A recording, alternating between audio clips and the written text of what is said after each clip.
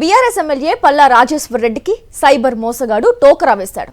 MLA Palla Rajeshwar Reddy ₹1,00,000 మోసపోయారు.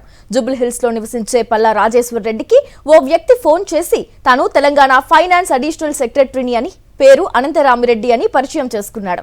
కేంద్ర ప్రభుత్వ పథకమైన వికసిత్ భారత్ లో ₹10 లక్షల వరకు రుణాలున్నాయని, వీటిని 40 మందికి ఇచ్చే అవకాశం ఉందని, జాబితా పంపిస్తే స్కీమ్ కింద మంజూరు చేయిస్తానని చెప్పారు. ఒక్కో దరఖాస్తుకు ₹2,500 చొప్పున ₹1,00,000 అవుతాయని, ఫోన్ పే చేయాలని చెప్పడంతో సదరు వ్యక్తికి ఎమ్మెల్యే పల్లా ₹1,00,000 ట్రాన్స్ఫర్ చేశారు. తన పిఏని పిలిచి జాబితా సిద్ధం చేయాలని సూచించారు. మరో గంట వ్యవధిలో ఫైనాన్స్ అడిషనల్ సెక్రటరీకి ఫోన్ చేసి డబ్బులు పంపించాను, అందాయా అంటూ ఆరా తీశారు. అసలైన అధికారి డబ్బులేవీ రావలేదని చెప్పడంతో రాజేశ్వరి రెడ్డి జరిగిన విషయం చెప్పారు.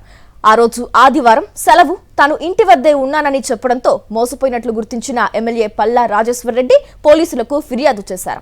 కేసు నమోదు చేసిన పోలీసులు దర్యాప్తు చేపట్టారు.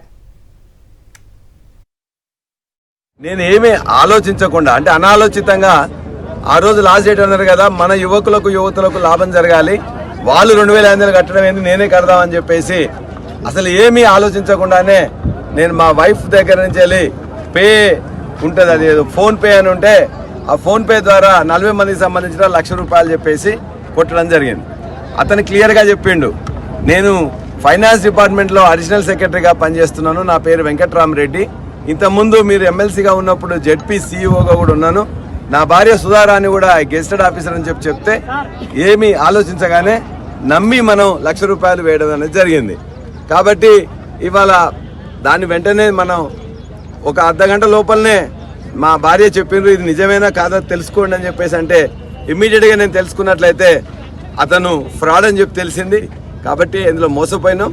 వెంటనే సైబర్ క్రైమ్కి ఇన్ఫార్మ్ చేసిన వాళ్ళు ఆ డబ్బులన్నింటినీ కూడా ఆపేసిండ్రు. ఆ వచ్చే డబ్బులు మనకు రావాలంటే మళ్ళీ మనం పోలీసు వాళ్ళకు రాతపూర్వకంగా ఇవ్వాలి. కాబట్టి జూబ్లీహిల్స్ పోలీస్ స్టేషన్లో రాతపూర్వకంగా ఇవ్వడం జరిగింది.